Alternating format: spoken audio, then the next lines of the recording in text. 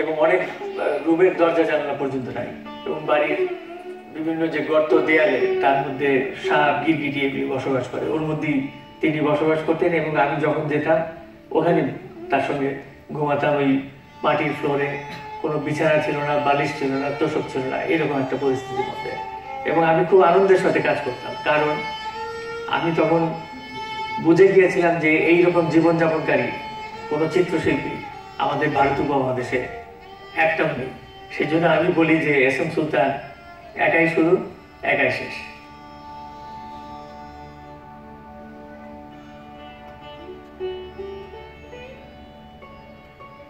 দেখুন, হাত যখন জোর করি, আর জোর দ্যাট ইজ সিম্বলিক, জোর করি আমি নিজেকে নিষ্ক্রিয় করি, আমি কোনো কাজ করবো না, তার আমি সারেন্ডার।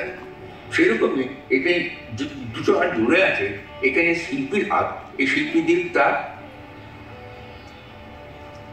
মানে জীবনের দর্শন প্রকাশ দিতে হয়। সুতরাং আমি দেখছি প্রতিটি ছবি যেন কথা বলছে, প্রতিটি ছবি যেন কথা বলছে এখানে। সুতরাং আমি বলবো এটা শুধু ছবি নয়, ছবির সঙ্গে যেন জীবন যুক্ত হয়ে আছে।